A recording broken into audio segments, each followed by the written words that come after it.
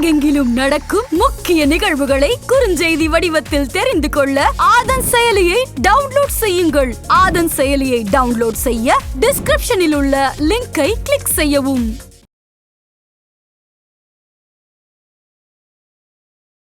நச்சு கம்பெனிகள் இருக்கிற இடத்துல குடியிருப்பு பகுதிகள் ஏன் அமைக்கணும் சார்? ஃபாலோ பண்ணுறது இல்லையே அரசாங்கம். சென்னை பாப்புலேஷன் டென்சிட்டி ரொம்ப அதிகம். எல்லாம் கிராமத்தை விட்டு இங்கே வந்து உட்கார்ந்தான்னா அவன் எங்கே தான் போவான்? அப்போ அவன் வந்து மிக அதிகமான இருக்கக்கூடிய கொஞ்சம் இடத்துலலாம் வந்து குடியிருப்புல ரியல் எஸ்டேட் கம்பெனிக்காரன் என்ன பண்ணுறான், இங்கெல்லாம் ஏறி இருக்கும் அங்கெல்லாம் அவன் வந்து பிளாட் போட்டுறானே. இப்போ அதை தடுத்தாங்களா? வள்ளுவர் கோட்டம்ங்கிறது என்ன? ஏறி தான். மதுரை உயர்நீதிமன்றம் என்பது என்ன? இதெல்லாம் நான் சொல்ல கழிவுகள்லாம் கடல்ல கலக்கும் போது பார்த்தீங்கன்னா அந்த கடல்வாழ் உயிரினங்களும் வந்து பாதிக்கப்படுது இல்லையா சார்? இப்போ அதை வாங்கி மனிதன் திங்கும் போது இன்னும் நிறைய பிரச்சனைகள் வரத்தானே செய்யும். மனிதன் தன்னுடைய தேவைகளை நிறைவேற்றிக் கொள்வதற்காக உற்பத்தி சார்ந்த நடவடிக்கைகள் ஈடுபடுகிற போது என்ன ஆகுது? இயற்கையின் மீது மக்களுடைய விழிப்புணர்வு தான்மா இதுக்கு உள்ள ஒரே மருந்து. மக்கள் விழிப்பாளாத வரைக்கும் அதிகாரி என்ன பண்ணுவான்? கையெழுத்து போட்டுக்கிட்டு இருப்பான். முதலாளி என்ன பண்ணுவான்? அதிகாரிகள் லஞ்சம் கொடுத்து காரியம் சாதிச்சுக்கிட்டு இருப்பான். ரெண்டு பேரும் சேர்ந்து லோக்கல். ஆதன் நியூஸ் நேயர்களுக்கு வணக்கம். இன்றைய நேர்காணலில் நம்மோடு இணைந்திருக்கிறார் நியூட்டன் அறிவியல் ஆய்வு மன்ற நிறுவனர் மற்றும் அரசியல் விமர்சகருமான திரு இளங்கோவன் ஐயா அவர்கள். வாருங்கள் பேசுவோம். வணக்கம் சார். வணக்கம்மா சார். இப்போ பார்த்தீங்க அப்படின்னா சமீபத்தில் நீங்கள் ஒரு செய்தி கேள்விப்பட்டிருப்பீங்க. திருவொற்றியூர் எண்ணூர் பக்கமெல்லாம் வந்து திரவ அமோனியா வாயு கசிவு ஏற்பட்டிருக்கு அப்படின்னு சொல்லிட்டு அது நிறைய பேர் மூச்சுத்திணறல் ஏற்பட்டு மருத்துவமனையில் அட்மிட்டும் ஆயிருக்கிறாங்க. முதல்ல இந்த திரவ அமோனியா அதனுடைய பண்புகள் என்ன சார்? இதே நேரத்தில் அதாவது எண்ணூரில் அமோனியா கசிந்து மக்களுக்கு பிரச்சனை வந்துச்சு இல்லையா? அதே காலகட்டத்தில் இந்தியாவினுடைய பல்வேறு இடங்களில் இதே அமோனியா கசிவு பிரச்சனையை ஏற்படுத்திடுறாங்க. ஏன்னா அமோனியா என்பது எண்ணூரில் அது என்ன, அந்த ஃபேக்ட்ரி, அந்த ஆலை என்பது உரம் தயாரிக்கக்கூடிய செயற்கை உரங்கள் அமோனியம் டைபாஸ்பேட் அதையெல்லாம் தயாரிக்கக்கூடிய கம்பெனி. அப்போ அங்கே வந்து அமோனியம் தேவைப்படுது, கப்பலில் வருது, அதை வந்து ஃபேக்ட்ரிக்கு செலுத்துகிறாங்க. அது செலுத்துகிற போது கசிவு ஏற்பட்டு போச்சு. உடனே கண்டுபிடிச்சாங்க, அதை நிறுத்தினாங்க. இன்னும் ஆலை திறக்கப்படவில்லை. இன்றைக்கு காலையில் கூட செய்தி தெளிவாக சொன்னாங்க, ஆலை திறக்கப்பட்டதாக செய்தி வந்திருக்கு, அது உண்மை அல்ல. ஆலை திறக்கப்படவில்லை. மாசு கட்டுப்பாட்டு வாரியம் அனுமதித்தால் மட்டுமே திறக்கப்படும்னு தெளிவாக வந்திருக்கு. ஸோ மக்களை பொறுத்த மட்டும் ஒரு பாதிப்பு இல்லாமல் நிம்மதியாக இருக்கலாம். இன்றைக்கு இந்த அளவு உடனடியாக பாதிப்பை நம்ம கண்டுபிடிச்சோம், இல்லை பெரிய வில்லங்க வர்றதுக்குள்ளே நம்ம சரி பண்ணிட்டோம். அமோனியா என்னன்னு சொன்னால், சில வாயுக்கள் நீங்கள் செயற்கையாக தயாரிக்கணும். அமோனியா வந்து இயற்கையாக கிடச்சிரும். ஏன் தெரியுமா? இப்போ இந்த உலகத்தில் உள்ள பொருட்கள் எல்லாம் நம்ம எலிமெண்ட், தனிமம்னு சொல்கிறோம். இதை வந்து ஒரு பட்டியல் எடுத்து வச்சுருக்கோம். பீரியாடிக் டேபிள் அப்படின்னு பேர். Hydrogen, helium, lithium, beryllium, boron, carbon, nitrogen, oxygen, fluorine, neon. 10 சொல்லிட்டேன்னா இது மாதிரி 100க்கு மேலே சொல்லணும். அப்போ அதில் நைட்ரஜன் எங்கே வருது பாருங்கள். What is the atomic number of hydrogen? என்ன?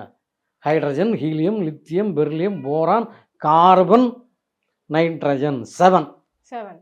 7வது இடத்துல இருக்குது. அப்போ என்ன அர்த்தம்னா, அந்த எலக்ட்ரான்கள் எப்படி அதில் அமைக்கப்பட்டிருக்குதுன்னு சொன்னால், முதல் ஆர்பிட்டில், நான் ஆர்பிட்டல் தியரிக்கு போகலை, முதல் ஆர்பிட்டில் ரெண்டு இடம் இருக்கும், அதில் 2 எலக்ட்ரான் உட்காந்து. அதற்கு அடுத்த செகண்ட் ஆர்பிட்டில் 8 அடைக்கலாம், 8 காலியிடம் இருக்கும். இங்கே மொத்தம் எவ்வளவு? நைட்ரஜனை பொறுத்த மட்டும் 7. அதில் முதல் ஆர்பிட்டில் 2, அடுத்த ஆர்பிட்டில் 5. இப்போ செகண்ட் ஆர்பிட்டில் 5 வந்து இடத்த அடைச்சிக்கிடும். அப்போ மீதி இடம் எவ்வளோ காலியாக இருக்குது? ஏன்னா மொத்தம் 8, அதில் 5 அடைச்சாச்சு, மீதி 3 காலியாக இருக்குது. அந்த காலியான 3 இடத்துல சல்லுன்னு என்ன வந்து உட்காந்துக்கணும்? ஹைட்ரஜன் வந்து உட்காந்துக்கணும். அப்போ NH3 இதான் அமோனியா. Ammonia means NH3.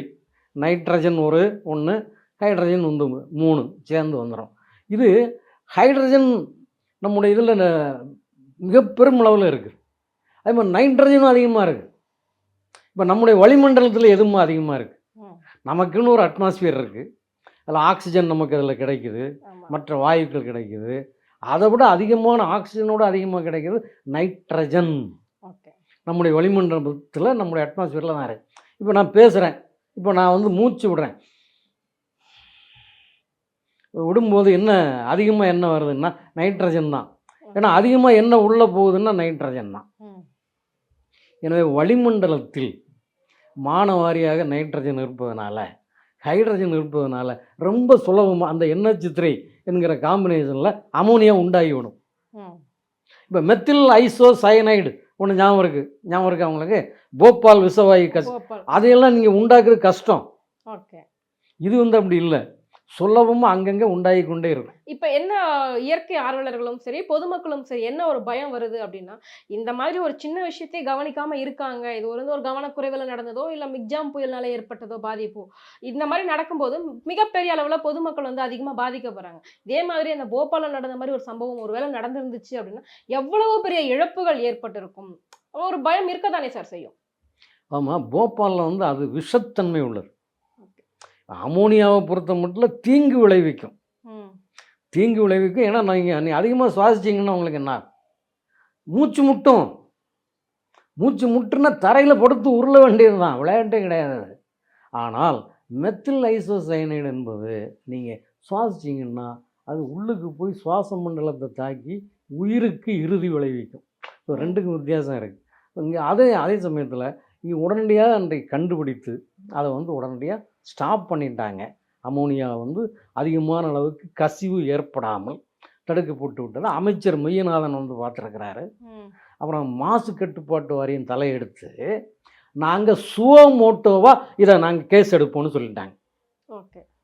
ஏற்கனவே மாசு கட்டுப்பாட்டு வாரியம் வந்து அந்த ஆயில் ஸ்பில் நடந்துச்சுலாமா, எண்ணெய் கசிவு, அதை அவங்க தானாகவே முன் வந்து சுவமோட்டோவாக எடுக்கிறாங்க, பாராட்டுவோம். இப்போ இந்த இதை பொறுத்த மட்டும் அமோனியா கசிவை பொறுத்த மட்டும் அதையும் மாசு கட்டுப்பாட்டு வாரியம் தனி வழக்காக சுவமோட்டோவாக என்னைக்கு எடுக்கிறாங்கன்னா 2ஆம் தேதி எடுக்கிறாங்க. ஏன்னா இன்னைக்கு சனிக்கிழமை, சனி ஞாயிறு திங்கள் அந்த இயர் 2 ஆகி போகுது. கரெக்டாக 2ஆம் தேதி அவன் கேஸ் எடுக்கிறான். அப்போது மாசு கட்டுப்பாட்டு வாரியம் கன்னாக இருக்குது, நல்ல வேலை செய்யுதுங்கும் போது இப்போ நீங்கள் ஊடகத்தை சேர்ந்த நீங்களும் மக்கள்கிட்ட கொண்டு போனோம், மக்கள் நிம்மதியாக பாதிப்பார்.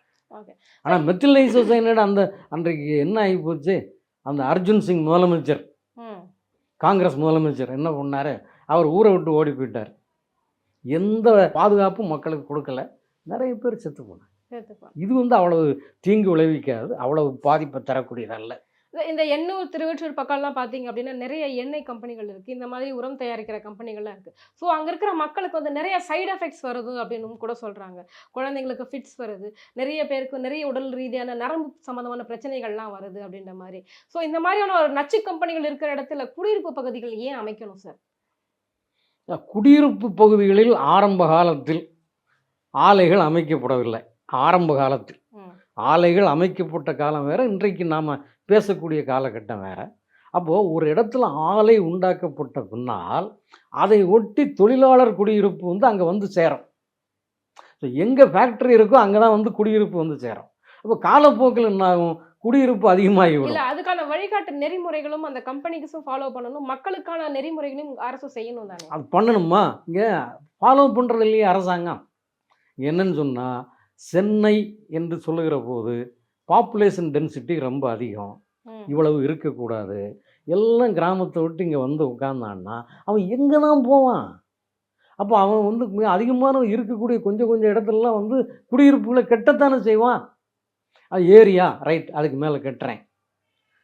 ரியல் எஸ்டேட் கம்பெனிக்காரன் என்ன பண்ணுறான், எங்கெல்லாம் ஏரி இருக்கோ அங்கெல்லாம் அவன் வந்து பிளாட் போட்டுறானே. இப்போ அதை தடுத்தாங்களா? வள்ளுவர் கோட்டம்ங்கிறது என்ன, ஏரி தான். இன்னும் மதுரை உயர்நீதிமன்றம் என்பது என்ன, இதெல்லாம் நான் சொல்ல விரும்பலை, ஏன்னா அந்த அளவுக்கு இருக்குது. செங்கல்பட்டு நான்லாம் எஸ்டிஜிஆர்எஃப் ஹைஸ்கூலில் படித்த போது 69 செங்கல்பட்டு வந்து ஏரிகளின் மாவட்டம், ஏரி மாவட்டம். இன்னும் எங்கிட்ட நீ போய் நீங்கள் ஏரியை பார்க்க போகிறீங்க, தொட்ட இடமெல்லாம் அங்கே செங்கல்பட்டுனா ஏரியா இருக்குமே. அப்போ மழை பெஞ்சு தண்ணி தேங்கி அது பாசனத்துக்கு பயன்படும். இன்றைக்கு அப்படி இல்லை, எல்லாத்தையும் நீங்கள் தூர்த்தாச்சு. அங்கே எல்லாத்துலேயும் நீங்கள் கட்டிடத்தை கொண்டு வந்துட்டீங்க, குடியிருப்பை கொண்டு வந்துட்டீங்க, பில்டிங்கை கட்டிட்டீங்க, காலேஜ் கட்டிட்டீங்க. அப்போ வந்து என்ன ஆகும்? தண்ணி எங்கும் போகாது. இப்போ எல்லாம் சிக்கல் வரும். எனவே இதில் இருந்தெல்லாம் நீங்கள் விடுபடணும்னு சொன்னால் மக்கள் தொகை வந்து மிக கடுமையாக, மக்கள் தொகை அடர்த்தி என்பது கண்டிப்பாக கடுமையாக்கப்படும். அப்போது 2வது துணை நகரம் ஒன்று வேணும் சென்னைக்கு பக்கத்தில். ஆனால் விடுவாங்களா அரசியல்வாதிகள்? கலைஞர் காலத்தில் அவர் ஒரு முயற்சி பண்ணார், நான் ஆரம்பிக்க போகிறேன்னு. ஆனால் அங்கே இடம் வாங்கி போட்டவன், மகாபலிபுரம் அங்கெல்லாம் இடம் வாங்கி போட்டவன் நம்ம இடத்துக்கு பாதிப்பு போகிறேன்னு ஒத்துக்கலை. ஸோ இப்படி தான் இருக்குது. எனவே இதையெல்லாம் வந்து என்ன செய்யணும்னா, இந்த எந்த எதிர்ப்பும் இல்லாமல் இருந்தால் தான் இதெல்லாம் வந்து நீங்கள் முறைப்படி செய்ய முடியும். எனவே நீங்கள் இன்னொரு துணை நகரம் இங்கே வச்சுக்கோங்க. இப்போ ஹைகோர்ட் மதுரையில் வச்சுருக்கீங்கல்ல, ஹைகோர்ட்டு அங்கே சென்னை தான் ஹைகோர்ட்டு, அங்கே ஒரு பிரான்ச் வச்சுருக்கேன். அது மாதிரி திருச்சியில் ஒன்று வச்சுக்க, பல்வேறு இடங்களில் வச்சுக்க. இங்கே உள்ள அந்த இதை பிரித்து கொடுங்க. அப்போது என்னாகும்? பாப்புலேஷன் டென்சிட்டி அதிகமாகாது, பாப்புலேஷன் ஓரளவு கண்ட்ரோலில் இருக்கும். அப்போ இது மாதிரியான சிக்கல் உங்களுக்கு வர. இதில் இன்னொரு பக்கம் பார்க்கணும் சார். இதை வந்து அமோனியாங்கிறது உர தயாரிப்பு தொழிற்சாலை அப்படின்னு சொல்கிறாங்க. ஸோ ஒரு சாதாரணமாக ஒரு கேஸ் லீக் ஆனதுக்கு இந்த மாதிரியான ஒரு பாதிப்புகள் வருது அப்படின்னும் போது இந்த மாதிரி செயற்கை உரங்களை போட்டு தான் வந்து விவசாயம் வந்து பண்ணிக்கிட்டு இருக்காங்க. ஸோ அதை சாப்பிட்ற மனிதர்களுக்கும் வந்துட்டு எவ்வளவு பெரிய ஒரு கேடுகள் விளைவிக்கும் சார்? இல்லை, அதில் என்ன சிக்கல் நமக்கு வருதுன்னு சொன்னால், 1960s இன்னைக்கு எத்தனை வருஷம் ஆச்சு? 60 வருஷத்துக்கு மேலே. அப்போல்லாம் இந்தியாவில் உணவு என்பது தன்னிறைவை நாம் பெறலை. லால் பகதூர் சாஸ்திரின்னு ஒரு பிரைம் மினிஸ்டரை பற்றி உங்களுக்கெல்லாம் தெரிஞ்சிருக்காரு, பாடப்புத்தகத்தில் படித்தா உண்டு. ஜவஹர்லால் நேரு இருந்தார்ல, கேள்விப்பட்டிருக்கேன். அதுக்கு அடுத்து வந்தவர் லால் பகதூர் சாஸ்திரி. எனக்கு நல்லா ஞாபகம் இருக்குமா, அவர் வந்து மிகச்சிறந்த வணக்கத்துக்குரிய பிரதமர், நான் குறை சொல்ல. ஆனால் அவர் என்ன சொன்னார்னா, நம்ம நாட்டில் உணவு பஞ்சம் இருக்குது, எனவே மக்களே நீங்கள் வாரத்தில் ஒரு நாள் நைட்டு சாப்பிடாமல் பட்டினி இருக்கணும் என்று சொன்னார். எங்கள் ஸ்கூல் ஹெச்எம் என்ன பண்ணார்னா, பிரைம் மினிஸ்டர் சொல்லிட்டாருன்னு ஊர் ஜனங்களை கூப்பிட்டு ஒரு மீட்டிங்கை போட்டு, மாதிரி பிரதமர் சொல்லியிருக்காருயா, நான் அதை ஃபாலோ பண்ணுறேன், ஆஸ் அ ஹெட் மாஸ்டர் நான் அதை ஃபாலோ பண்ணுறேன், என்னை பின்பற்றி நீங்களும் ஃபாலோ பண்ணணும்னு கையெடுத்து கும்பிட்டு கேட்டுக்கிறேன்னா ஊர் ஜனமெல்லாம் சேர்ந்துட்டான். ஐயா நான் பட்டினி கிடக்க உங்கள் கூட, நான் கிடக்க, நாங்கள் 50 பேரும் சேர்ந்துட்டாங்க. ஸோ அந்த அளவுக்கு என்னவா இருந்துச்சு, உணவு உற்பத்தியில் நம்ம தன்னிறைவு இல்லை. அமெரிக்காவிலேருந்து வரணுமா PL 480, பப்ளிக்கில் 480 கீழே மக்காச்சோளம், கோதுமை மாவு, பால் பவுடர்லாம் வந்தால் தான் இங்கே வந்து பிள்ளைகள் வந்து இப்போ அந்த பால் பவுடரை ஏதாவது குடிக்க முடியும்.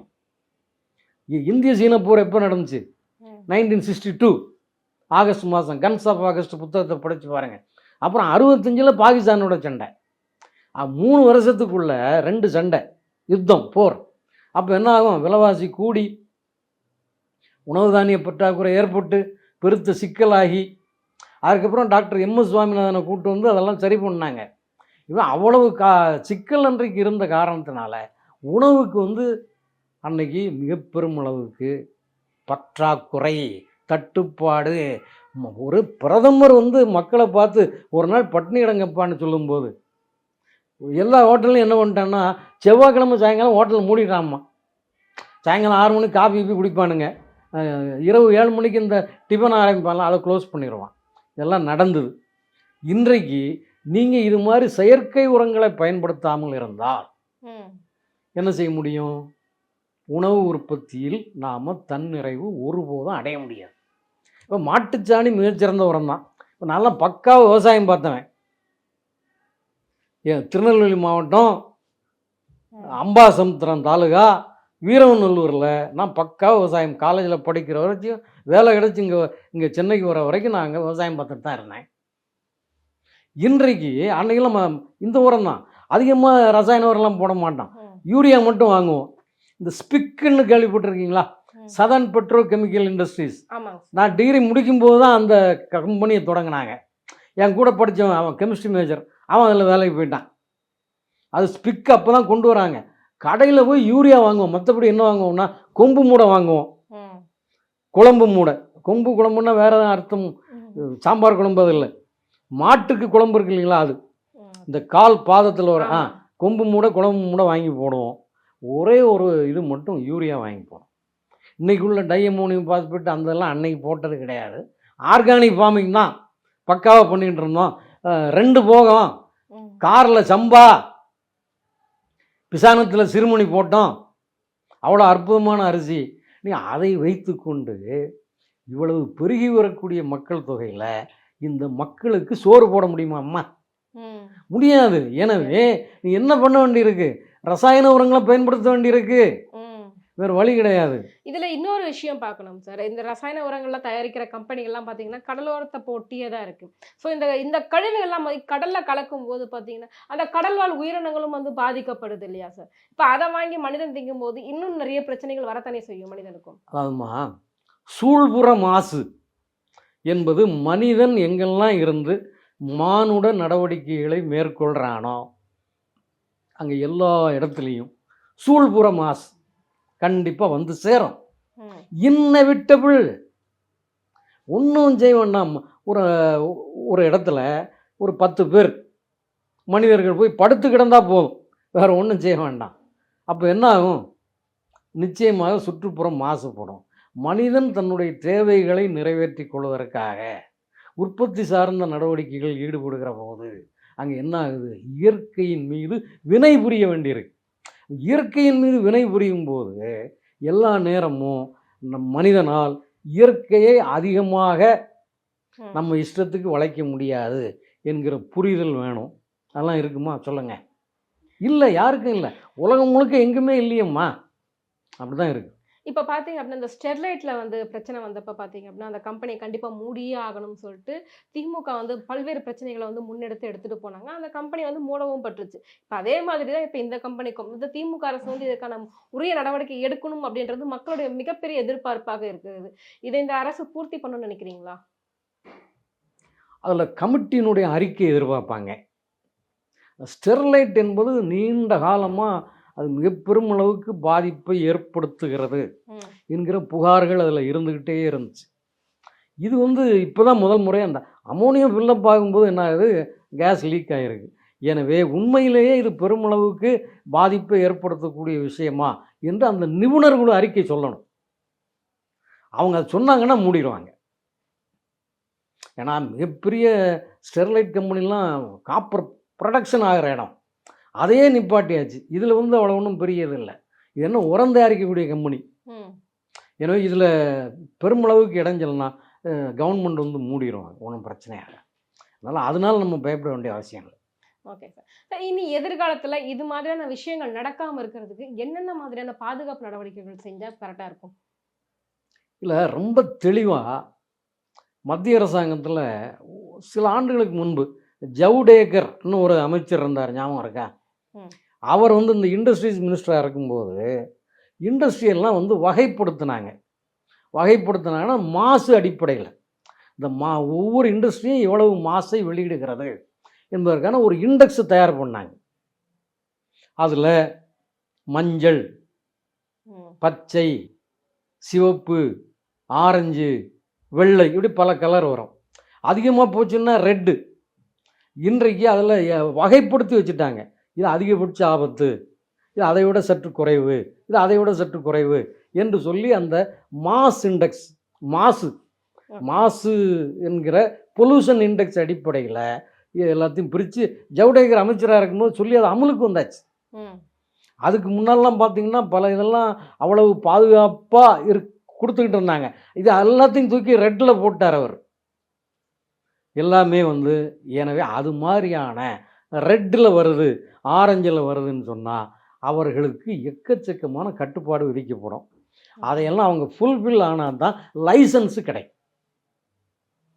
எனவே ஆலையை தொடங்குவது என்பது ஜஸ்ட் லைக் தட் நான் தொடங்கிட்டேன் என்று ஒரு 30 ஆண்டுகளுக்கு முந்தி உள்ள நிலைமையெல்லாம் இன்னைக்கு கிடையாது.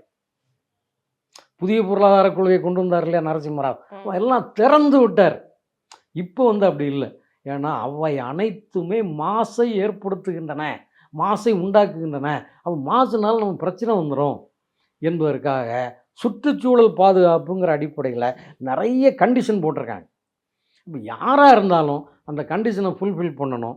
அந்த ஊரில் லோக்கல் பஞ்சாயத்து இருக்குல்ல, இப்போ எண்ணூர்லேயே ஒரு பட்டிக்காட்டில் நான் கொண்டு வைக்கிறேன், ஃபேக்ட்ரி வைக்க போகிறேன்னா அந்த பஞ்சாயத்து எனக்கு கிளியரன்ஸ் கொடுக்கணும். இதையெல்லாம் இருந்தால் தான் இன்றைக்கி வைக்க முடியும். எனவே இந்த சட்டம் மிக தெளிவாக இருக்குது, நல்லா இருக்குது, சட்டத்தை குறைய சொல்ல முடியாது. சட்டத்தை முறையாக அதிகாரிகள் அமுல்படுத்தினால் எந்த தப்பும் வராது என்கிற உண்மையை நான் சொல்ல விரும்புகிறேன். ஆனால் என்ன நடக்குங்க, லஞ்ச லாவண்யம். அவன் முதலாளி போய் அந்த ஆஃபீஸரை போய் பார்த்துருவான், அவருக்கு எவ்வளோ கொடுக்கணும்ப்பா, எவ்வளோ பார்த்து கொடுத்துரு. அவர் கேட்பார், எனக்கு அங்கே ஒரு 3/4 கிரவுண்டு ஒன்று எழுதி வச்சுருங்கம்பார். எழுதி வச்சுருவான். இவனுக்கும் ஓகே சைன் போட்டு கொடுத்துக்கிட்டு இருப்பான். இன்றைக்கி அப்படி இல்லை. சைன் போட்டாலும் நாளைக்கு மாட்டுவாங்க. அதான் மக்களுடைய விழிப்புணர்வு தான்மா இதுக்கு உள்ள ஒரே மருந்து. மக்கள் விழிப்பாளாத வரைக்கும் அதிகாரி என்ன பண்ணுவான், கையெழுத்து போட்டுக்கிட்டு இருப்பான். முதலாளி என்ன பண்ணுவான், அதிகாரிகிட்ட லஞ்சம் கொடுத்து காரியம் சாதிச்சுக்கிட்டு இருப்பான். 2 பேரும் சேர்ந்து லோக்கல் பாலிட்டிஷியன் இருக்கான் இல்லையா, வட்ட செயலாளர், கிளை செயலாளர், அவன் நல்லா சம்பாத்தியம் பண்ணிகிட்டு இருப்பான். ஆனால் மக்கள் திரண்டுட்டாங்க, அவனுக்கு விஷயம் புரியுது, மக்கள் படிக்காத முட்டாள் கிடையாது, இன்னென்ன பாதிப்பு வருதுன்னு அவன் தெளிவாக இருக்கான் அப்படின்னு சொல்லும்போது எல்லாருக்கும் பயம் வந்துடும். கண்டிப்பாக. அதான் எங்கள் கேள்விகளுக்கு சிறப்பாக பதில் சொன்னீங்க சார். நன்றி.